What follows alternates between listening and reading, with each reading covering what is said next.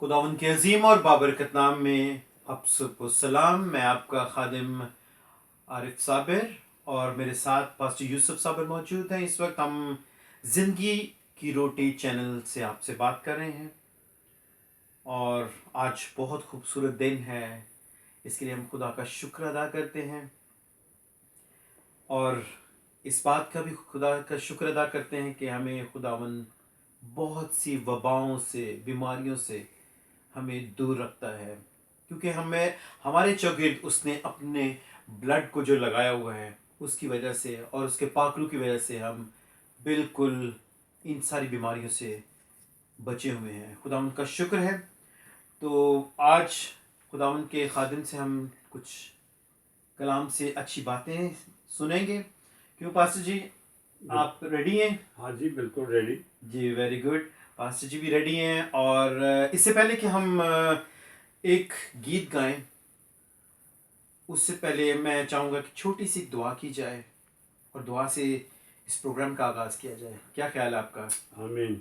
जी, तो आइए हम अपने सरों को झुकाएं और एक छोटी सी दुआ करेंगे। उसके बाद मैं एक गीत सुनाऊंगा आपको और फिर पास्टर जी से कहेंगे कि वो खुदा उनके कलाम में से हमें कुछ मुफीद बातों से हमें आगाह करें और आने वाली जो भी बातें हैं फ्यूचर की, उनसे भी हमें आगाह करें। तो आइए हम दुआ करते हैं। ऐ बैरबर के खालिक और मालिक, दिल की गहराइयों से तेरा शुक्रिया अदा करते हैं आज के इस खूबसूरत मौसम के लिए, दिन के लिए जो तूने खुदावन बख्शा।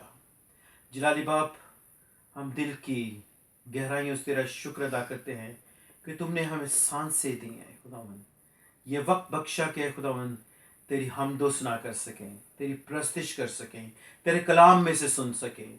जलाली बाप, तू हमें मदद करे खुदावन, हमारे इस चैनल के लिए खुदावन तुझसे दरख्वास्त करते हैं कि इसको और ज़्यादा प्रॉस्पर कर, इसको और ज़्यादा बढ़ा, ताकि खुदावन तेरे कलाम को खुदावन हम लोगों तक पहुंचा सकें।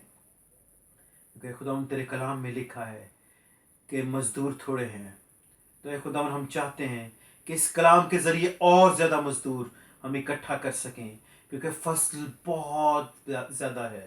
तो खुदावन हम इस सारी फसल को काट सकें। जलाली बाप, तू हमारी मदद करना है खुदावन, मदद करना मांगते तेरे कुदूस और जलाली नाम में। आमीन, आमीन। जी, आप सब तैयार हैं गीत सुनने के लिए?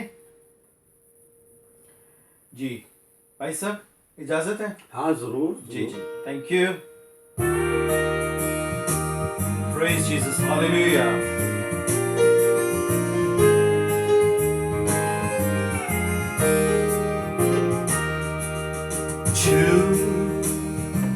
मुझे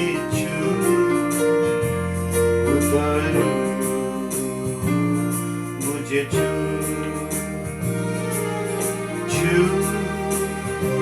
मुझे उतारो, मुझे मेरी जान को, मेरी रूह को, मेरे बदन को छू, मेरी जान को, मेरी रूह को,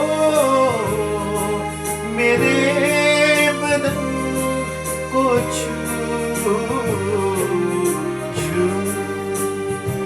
मुझे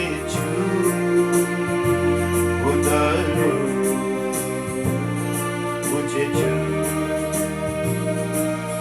मट्टी को कुम्हार जैसे हाथों से अपने सवारे, मट्टी को कुम्हार जैसे हाथों से अपने सवारे, यूं ही कलामे खुदावंद गूंजे हमें और निखारे, यूं ही कलामे खुदावंद गूंजे हमें और निखारे। मुझे ले खुदा रूह मुझे ले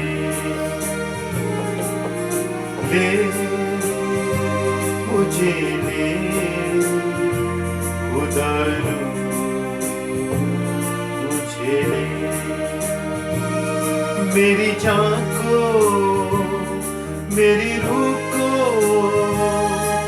मेरे बदन को छू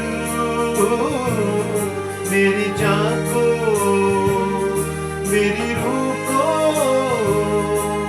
मेरे बदन को छू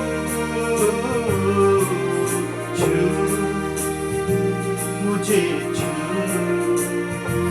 खुदा मुझे छू आलूदगी जांच की रूह की दूर कर दे आलूदगी जांच की रूह की दूर कर दे खौफे यहोवा को कामिल पाकीज़गी से भर दे खौफे यहोवा को कामिल पाकीज़गी से भर दे धो मुझे धो खुदा मुझे धो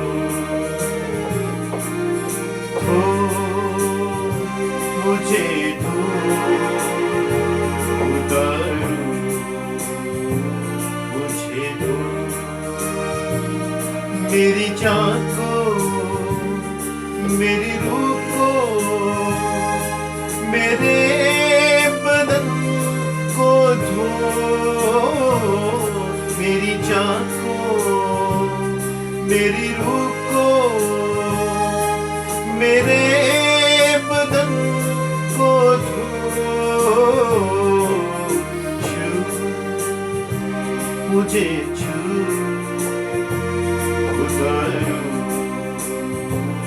मुझे छू जीवन की जोत जलायूं जैसे जले जोत तेरी जीवन की जोत जलायूं जैसे जले जोत तेरी सोचे हो मेरी भी ऐसे जैसे हो सोच तेरी सोचे हो मेरी भी ऐसे जैसे हो सोच तेरी भर मुझे भर खुदा मुझे भर मुझे भर खुदा मुझे भर मेरी जान को मेरी रूह को मेरे बदन को भर मेरी जान को मेरी रूह को मेरे बदन को भर छू मुझे छू खुदा मुझे छू छू मुझे छू खुदा मुझे छू होठों को छू सोचो कुछ ख्यालों को छू ऐ यीशु सोचो कुछ होठों को छू ख्यालों को छू ऐ यीशु छू मुझे छू प्यारे यीशु छू मुझे छू प्यारे यीशु छू मुझे छू प्यारे यीशु छू मुझे छू प्यारे यीशु छू मुझे छू उतारू मुझे छू छू मुझे छू उतारू मुझे छू मेरी जान को मेरी रूह को मेरे बदन को छू मेरी जान को मेरी रूह को मेरे बदन को छू छू मुझे छू उतारू मुझे छू छू मुझे छू उतारू मुझे छू उतारू मुझे छू प्रेज जीसस हालेलुया खुदा का शुक्र हो हम उससे दरख्वास्त करते हैं कि वो हमें छुए और हमें पाक साफ करे हमें हमारे अंदर किसी किस्म की भी अगर नजासत है तो वो हमें पाक साफ करे तो आइए हम पास्टर यूसुफ साबिर से दरख्वास्त करते हैं कि वो हमें कलाम में से कुछ मुफीद बातें सुनाएं जो कि हमारे लिए वाकई बाइस बरकत हों तो मैं अपना माइक पास्टर यूसुफ साबिर को दूंगा ताकि वो हमसे हम कलाम हो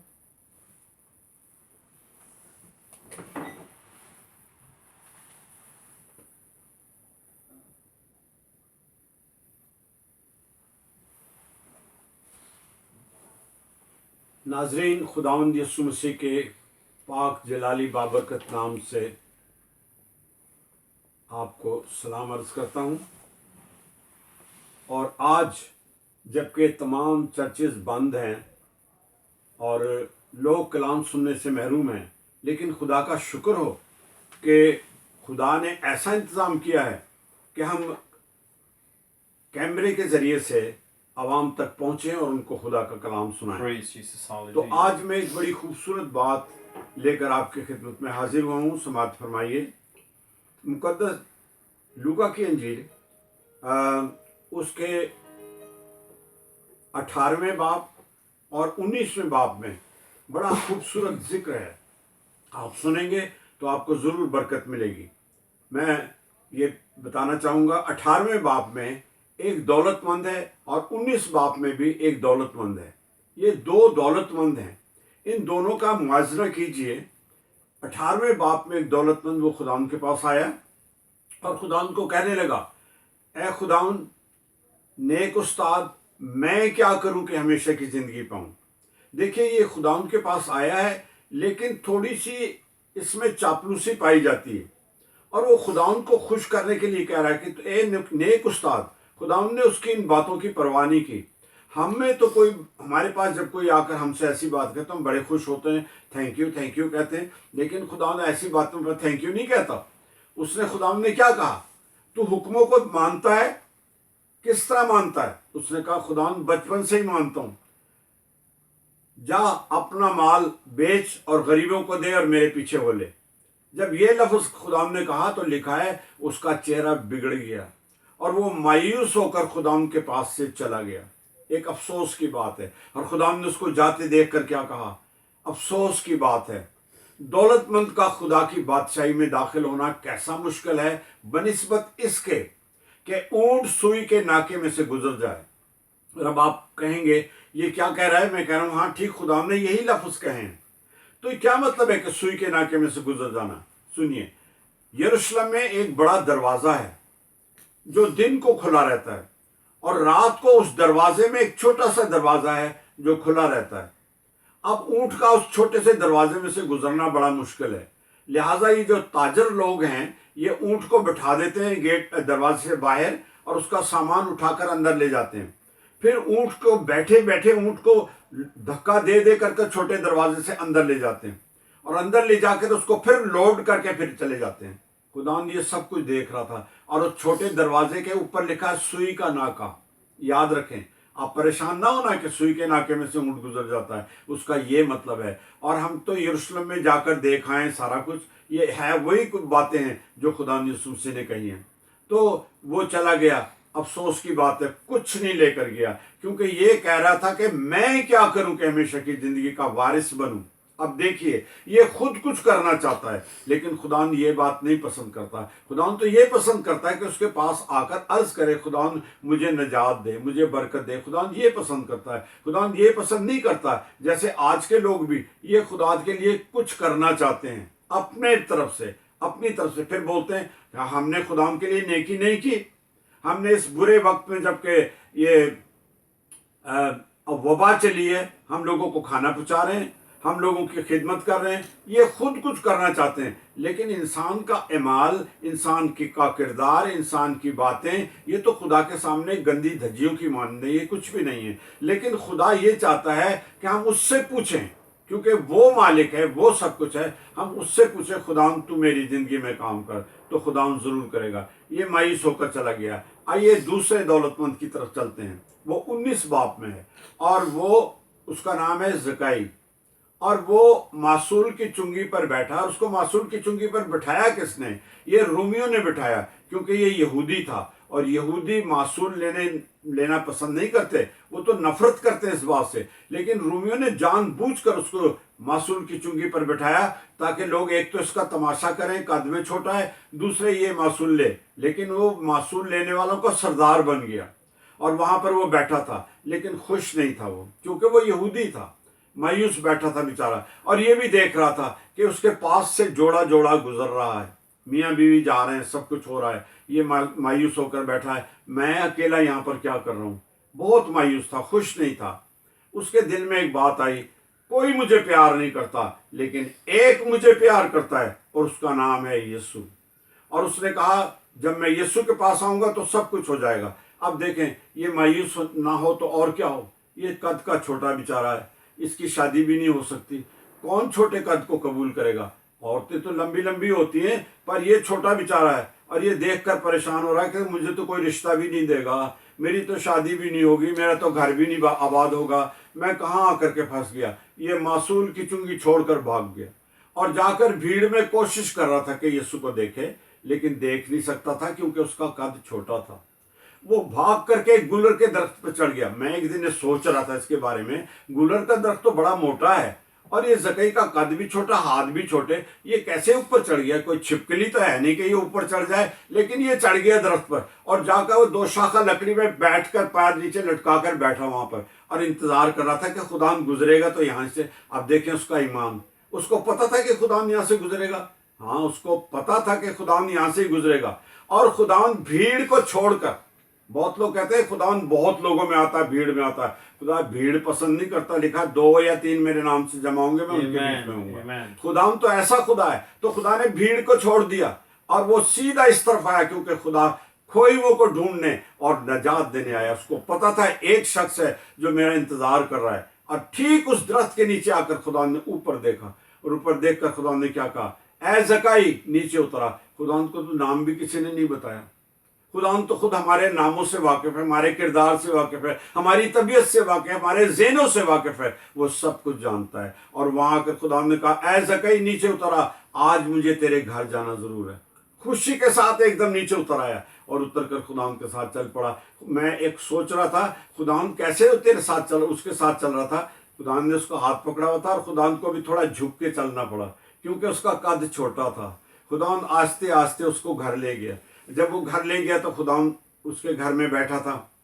बाहर लोग शोर मचा रहे थे, ये नबी है, ये खुदावंद है, ये कौन है? एक गुनाहगार के घर में जाकर बैठ गया। वो शोर कर रहे थे, ज़कई के कान में ये बात पहुंची और वो जान गया कि मैं गुनाहगार हूँ। वो समझ गया। वो पहले बेवकूफ़ आदमी की तरह नहीं बना, बल्कि समझ गया कि मैं गुनाहगार हूँ, मुझे तौबा करनी है। एकदम बाहर निकला, सारा पैसा ले गया और लोगों को कहता, भाइयों खामोश, जिसका मैंने नाहक लिया है ये चौगुना लो, और जिसका मैंने कुछ किया है उसको मैं ये दुगना हिस्सा देता हूँ। सब लोगों को दे दिला करके अपने पास बैग खाली करके अंदर आ गया और अंदर आकर खुदा के पास खड़ा हो गया। खुदा को पता था ये क्या करके आया है, खुदा तो सब कुछ जानता है। तो खुदा ने क्या लफ्ज कहा, आज इस घर में नजात आई है, क्योंकि ये भी इब्राहिम का बेटा है, क्योंकि इब्ने आदम खोए हुओं को ढूंढने और निजात देने आया। कैसा मुबारक है, कद में छोटा है, अकल में लंबा है। वो पहला बेवकूफ कद में लंबा है, अकल में छोटा है। उसने क्या कमाया? कुछ कमाया उसने? खाक भी नहीं कमाया। मायूस होकर चला गया, कुछ भी नहीं कमाया। लेकिन ये छोटे कद का इंसान ये निजात पाकर गया।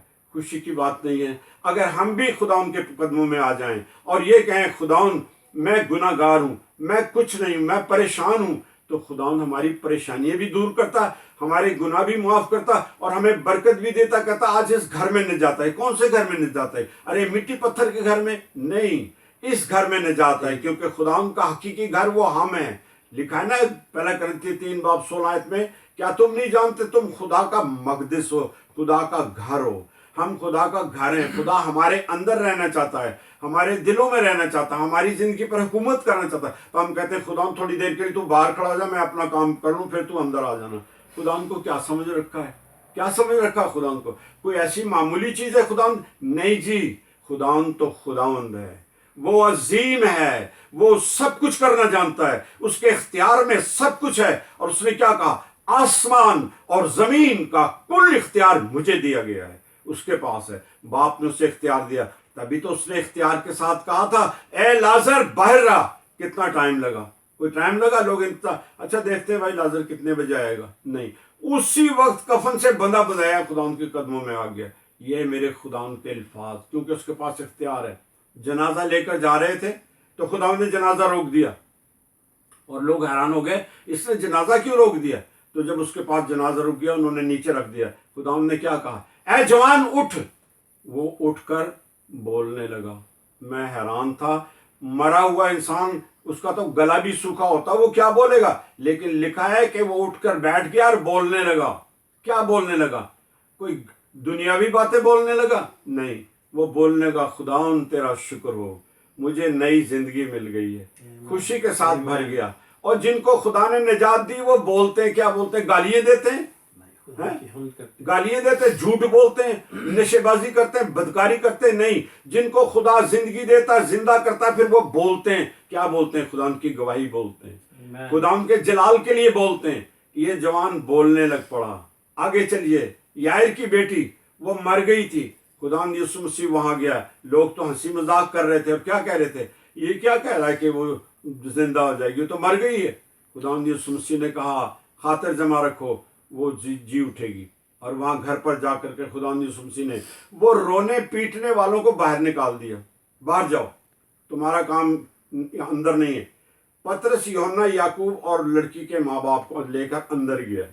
खुदा किन को ले जाता है? जिनके अंदर ईमान है वो अंदर जाते हैं, जो बेईमान रोने वाले बाहर जाते हैं। मैं जनाजे में बहुत अटेंड किए। मैंने एक जगह देखा, एक बुढ़ी माई वो बातें कर करके लोगों को रुला रही थी। ये भी माहिर नोहागर थी और रुला रही थी। मुझे बड़ा बुरा लगा, ये क्या कर रही है? मेरे भाई ने कहा, भाई जी कलाम सुनाए। मैंने कहा क्या कलाम सुनाऊं? वो अंदर नोहागर लगी हुई है, रुला रही है सबको। कहा नहीं कलाम सुनाए। मैंने कहा अच्छा सुनाता हूँ। अंदर जाकर मैं खामोश, मैंने कहा, सब चुप हो गए। वो चुप हो गए तो मैंने कहा कलाम सुनो। मैंने कलाम सुनाया, बिल्कुल खामोशी से कलाम सुना उन्होंने। जब मैं कलाम खत्म करके बाहर आया, बुढ़िया ने फिर रुलाना शुरू कर दिया। मैंने कहा बुजुर्ग जी अब आप जाकर कलाम सुनाए, मैं नहीं सुनाऊंगा। मैं सुना कर आया, उन्होंने फिर वही काम। ये रोने वाले बाहर रहेंगे हमेशा, बाइबल में लिखा है। ये तमाशा करने वाले, ड्रामा करने वाले, ये सब बाहर रहेंगे। कोई किसी के मुर्दे को नहीं रोता, सब अपने अपने मुर्दों को रोते हैं, बड़े तमाशा करते हैं। लेकिन खुदावंद यीशु मसीह ने लड़की के माँ बाप को, योना याकूब को लिया और अंदर जाकर क्या कहा, बेटी उठ। कितना टाइम लगा, उठकर बैठ गई। और खुदावंद यीशु मसीह ने क्या कहा, इसको कुछ खाने को दिया जाए। इसका मतलब है वो तो मरी हुई थी, वो तो नहीं खा सकती थी, लेकिन खुदावंद ने कहा इसको कुछ खाने को दिया जाए क्योंकि अब वो जिंदा है। अरे सुनो, जिंदा लोग खाते पीते हैं। क्या खाते पीते हैं? कलाम खाते और दुआ पीते हैं, और हमेशा वो पाकशाह में शरीक होते हैं क्योंकि वो जिंदा हो गए। मुर्दा क्या खाते हैं? कुछ भी नहीं। मुर्दे को रख कर बोले उठो हलवा पूड़ी खा, वो खाएगा? क्योंकि मरा हुआ है, वो कुछ नहीं खा सकता। खाना जिंदा लोगों का काम है। और वो जिंदा हो गई और खाने पीने लगी। और खुदा ने कहा किसी से जिक्र ना करना, चला गया वहां से। हमारे खुदावंद के पास कुदरत मौजूद है। वो नजात देने वाला, वो शिफा देने वाला, वो मुआफ करने वाला, वो सब कुछ करने वाला। आज कोरोना वायरस की वजह से लोगों की जान में जान नहीं है, बहुत परेशान है, इधर उधर बातें कर रहे हैं, छुप रहे हैं, नाक मुंह बंद कर रखा है, पता नहीं लगता आदमी के कौन है, चले जा रहे हैं बेचारे मुंह से ढांक करके। लेकिन एक बात याद रखें, खुदावंद हमारा खुदा बड़ी से बड़ी बीमारी, बड़ी से बड़ी वबा को खत्म कर देने वाला। 90-91 ज़बूर में क्या लिखा है, तपाली तुम्हारे डेरों में कभी झांकने भी नहीं पाएगी। हमारा खुदावंद वो है जो सब कुछ देता और कसरत के साथ देता। क्या आपका ईमान है? क्या आप चाहते हैं कि खुदावंद ऐसा ही करे? वो जरूर ऐसा ही करेगा। वो आपको निजात भी देगा, वो आपको बरकत भी देगा, वो आपको बीमारियों से भी आज़ाद करेगा, और आप खुशी की सादमानी के साथ भर जाएंगे। और आप कहेंगे बेशक है खुदावंद, तू जिंदा खुदा है, तू सब कुछ करने वाला है, मैं तेरे नाम का शुक्र करता हूं। अगर आप तैयार हैं और चाहते हैं कि खुदावंद आपकी जिंदगी में आए, जकई की तरह आपके घर में निजात आए, उस लंबे बेवकूफ की तरह नहीं, बल्कि छोटे कद वाले जकई की तरह, तो खुदा आपके लिए सब कुछ मुहैया करेगा। किसी चीज की कमी नहीं होगी, आपके पास बहुत कुछ होगा और कसरत के साथ होगा। जकई ने अपने पैसे दौलत तो सब कुछ दे डाली, उसके पास कुछ नहीं था, लेकिन खुदावंद के पास आकर उसको सब कुछ मिल गया। कितनी खुशी की बात है, वो खुदावंद के साथ साथ रहा। कितनी अच्छी बात है जब हम खुदावंद के साथ रहते हैं, हमारी ज़रूरतें पूरी हो जाती है। हम तो कभी कभी हमारे लोग ऐसा कहते हैं, यार खुशी नहीं रही, इत्मीनान नहीं रहा, क्योंकि बिल बहुत आ जाता है, फलानी चीज। इन बातों को रो रहे हैं, इसलिए रो रहे हैं क्योंकि खुदावंद आपके साथ नहीं है भाई। और खुदावंद अगर आपके साथ होगा तो आपके बिल भी तर जाएंगे, आपकी मुसीबतें भी जाती रहेंगी, आप खुशी से भर जाएंगे।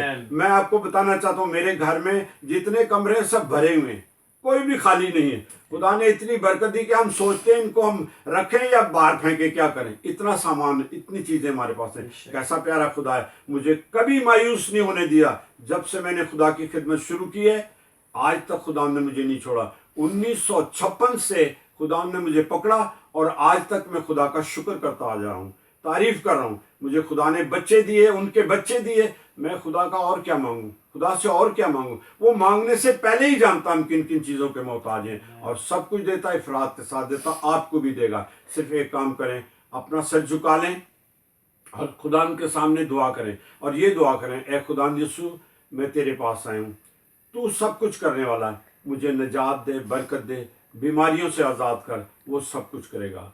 आप ये दुआ करें छोटी सी, फिर मैं आपके लिए दुआ करूँगा।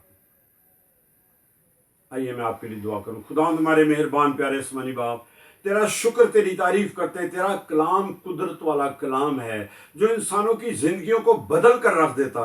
ए खुदा बाप, मेरी दुआ यीशु के नाम से जिन्होंने ये दुआ की, उन्हें बड़ी बरकत दे, उनकी जिंदगी में काम कर, और उन्हें किसी चीज़ की कमी ना हो। अगर कोई बीमारी है, ये वबा की वजह से परेशान है, दूर कर दे यीशु के नाम से, और उन्हें शिफा बख्श दे, अपने नाम को जलाल दे। बाप, ये सब कुछ तेरे प्यारे बेटे अपने महबूब यीशु के नाम से मांगता, आमीन।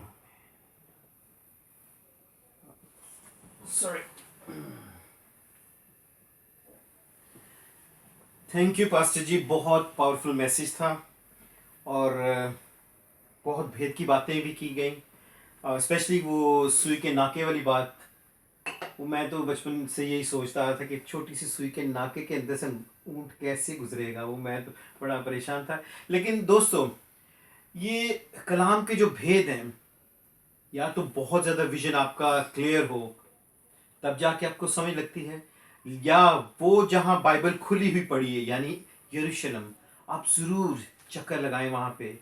मैं इस बात के लिए भी दुआ कर रहा हूँ कि पाकिस्तान के पासपोर्ट पे भी ये ओपन हो जाए कि आप यरूशलेम जाने की आपको इजाज़त मिल जाए, ताकि आप जो किताब पढ़ते हैं उसको आप देख भी सकें। तो जब आप देखेंगे तो आपके विजन्स और क्लियर हो जाएंगे, कॉन्सेप्ट्स और क्लियर हो जाएंगे कि वाकई ये जो जो कुछ लिखा हुआ है ये तो हम देख रहे हैं।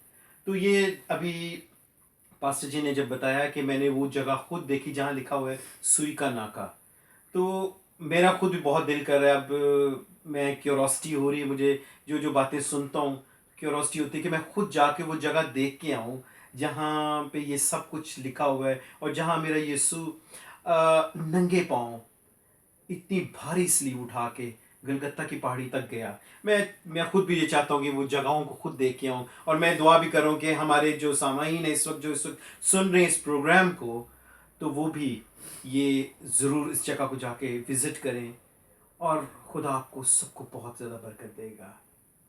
मैं इस प्रोग्राम का इख्तिताम इसी बात से करूँगा कि खुदा आप सबको ब्लेस करे, आप अपने घरों में रहें और अपने आप को भी सेफ रखें और दूसरों को भी सेफ रखें। Thank you.